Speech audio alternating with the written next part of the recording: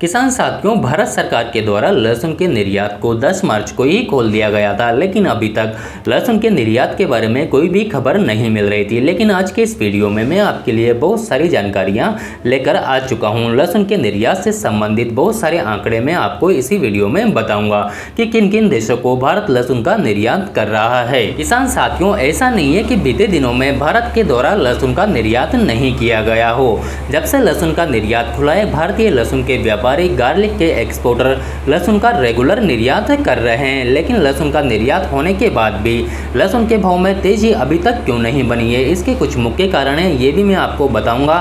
साथ ही इस साल और सालों की अपेक्षा भारत से लहसुन का निर्यात भी बढ़ सकता है, इसके भी कारण बताऊंगा। साथ ही लहसुन के निर्यात से आगे लहसुन के भाव में क्या तेजी देखने को मिलेगी, तेजी मंदी की कितनी संभावनाएं बन रही है, इसके बारे में भी हम बात करेंगे। तो किसान साथियों, पूरी जानकारी के लिए वीडियो में आखिरी तक बने रहिएगा।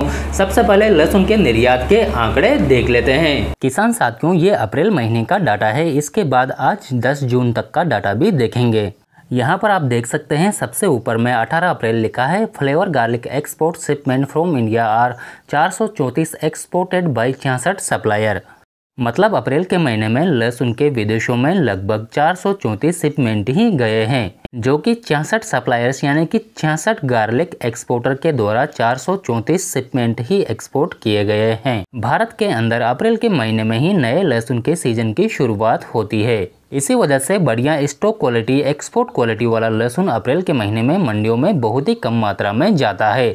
इसी वजह से अप्रैल के महीने में लहसुन का एक्सपोर्ट बहुत ही कम मात्रा में हुआ है। और अप्रैल के महीने में मुख्यतः लहसुन का निर्यात, गार्लिक का एक्सपोर्ट श्रीलंका, नेपाल व फिलीपींस देश को किया गया है। अब देख लेते हैं आज 10 जून तक गार्लिक एक्सपोर्ट का डाटा। आप यहां पर देख सकते हैं, तारीख है 10 जून 2022।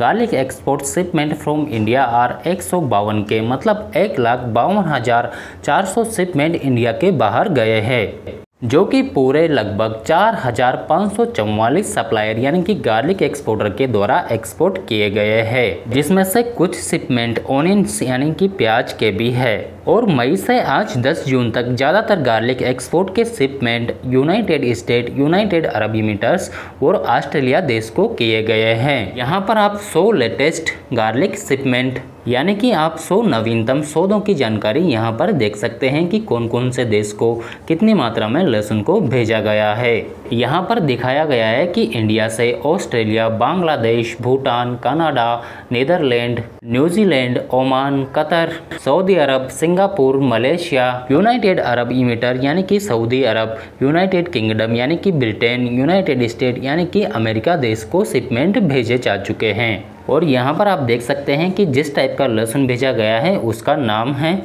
लहसुन को विदेशों में ज़्यादातर 3-4 तरीक़ों से भेजा जाता है। एक तो लहसुन को ऐसे ही पैक कर दिया जाता है, दूसरा garlic clove, garlic paste, garlic powder आदि बनाकर भेजा जाता है। किसान साथियों, आप निर्यात किए गए लहसुन की क्वांटिटी यहाँ पर देख सकते हैं। बांग्लादेश को सबसे ज़्यादा लहसुन भेजा गया है, वहीं इसके बाद यूनाइटेड स्टेट यानी कि अमेरिका को सबसे ज़्यादा लहसुन का निर्यात किया गया है। किसान साथियों, लहसुन के निर्यात में 1,52,400 के ऊपर शिपमेंट विदेशों में जाने के बाद भी लहसुन के भाव में तेजी क्यों देखने को नहीं मिली है। इसका पहला कारण है कि लहसुन की विदेशों से डिमांड के मुकाबले लहसुन की आवक ज़्यादा मात्रा में हो रही है। दूसरा कारण है लहसुन के निर्यात का अंतर्राष्ट्रीय रेट। अंतर्राष्ट्रीय मार्केट में लहसुन के निर्यात की रेट बहुत ही कम है। लहसुन के निर्यात की रेट का अलग से सेपरेट वीडियो मैंने बना रखा है, अगर आपने अभी तक नहीं देखा है तो चैनल पर जाकर देख लेना। तीसरा कारण है चीन, मिस्र व उज्बेकिस्तान के द्वारा लहसुन को अंतर्राष्ट्रीय मार्केट में सस्ती दरों पर उपलब्ध कराना।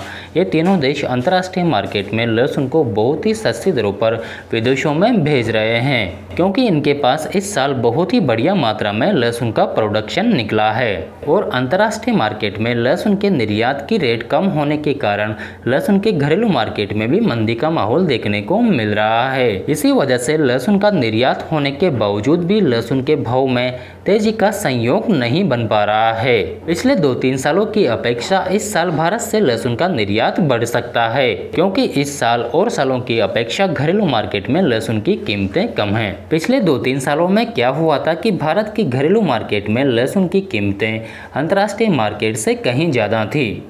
इसी वजह से भारतीय लहसुन अंतर्राष्ट्रीय मार्केट में चीनी लहसुन की अपेक्षा महंगा पड़ रहा था। इसी वजह से भारत 2-3 सालों से लहसुन का निर्यात नहीं कर पाया था। लेकिन इस साल भारतीय लहसुन व चीनी लहसुन की कीमतें लगभग समान है। इसी वजह से भारत से भी इस साल लहसुन का निर्यात बढ़ सकता है। तो किसान साथियों, अब बात कर लेते हैं लहसुन में तेजी मंदी की। किसान साथियों, सारे कारण पता लगने के बाद आप समझ गए होंगे कि लहसुन के भाव में आने वाले समय में तेजी की कोई भी संभावनाएं नहीं दिख रही, जिसमें से लहसुन के हल्के व एवरेज मालों में तो तेजी मंदी की बिल्कुल भी संभावनाएं नहीं लग रही है, क्योंकि हल्के मालों का एक्सपोर्ट न के बराबर होता है। वहीं लहसुन के बढ़िया बेस्ट एक्सपोर्ट क्वालिटी माल में अगर विदेशों से लहसुन की अच्छी डिमांड निकल कर आई और अंतर्राष्ट्रीय मार्केट में लहसुन के निर्यात की यानी कि गार्लिक एक्सपोर्ट की रेट बढ़ी, तो लहसुन के बढ़िया बेस्ट माल में तेजी देखने को मिल सकती है।